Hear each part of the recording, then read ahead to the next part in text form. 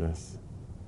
Yeah. You know, this No Man's Sky is really great because it has all the basic features the way this reality works. And why does it have that? Because it's efficient.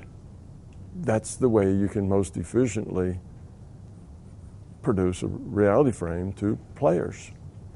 And it's so efficient that there was 4 guys programmed this thing until they got near production, and then they needed a lot more people for the testing and other sort of production problems. But it was 4 guys and a couple of, you know, laptops sort of thing. It's a very efficient way to produce it, and their world is what Dave was just looking at this. We were discussing it yesterday. It's quadrillions, quintillions, quintillion planets.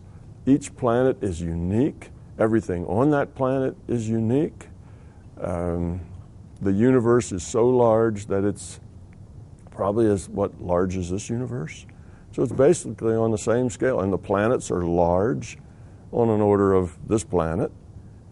Yeah, 18 quintillion of these things in this universe, such that if tens of thousands, hundreds of thousands of people were to be placed on various planets, there's in their lifetimes, probably no more than I think I read, or what Dave told me, 95% of the planets would still never have been discovered yet. And the probability of running into somebody else in this universe is small.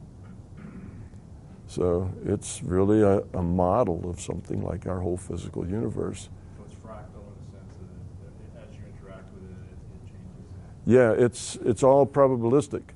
So as you interact with it and you look at a piece of it, if I look at this piece, then I will be sent data describing that piece. And I turn my head and look at the other piece, I'll be sent data describing that piece. And when I get to that world then is defined by random number selection, which then populates it. And it's time-based, so that once it's been populated with certain random number seeds, then it'll progress according to the rule set in time with that.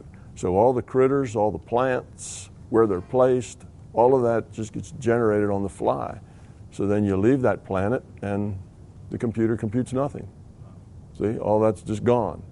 You go back there, it has remembered those random number seeds, so the whole thing just, you look at a piece of it and it can regenerate, look at the difference in time since the last time it generated, progress all that through that amount of time, and then there it is as if it's always been there and had been progressing.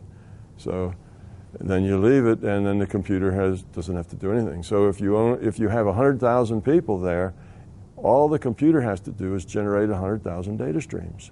That's not such a big deal. It can do that easily, but yet it keeps track of this universe that's about the size of ours. So that's the way so right now I have a hard time explaining how that universe works.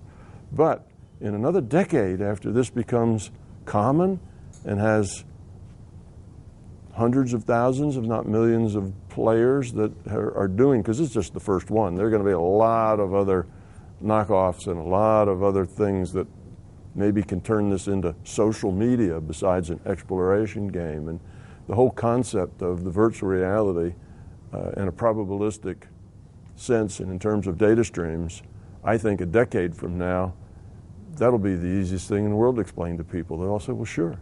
Yeah, I'm involved in realities like that, all the time.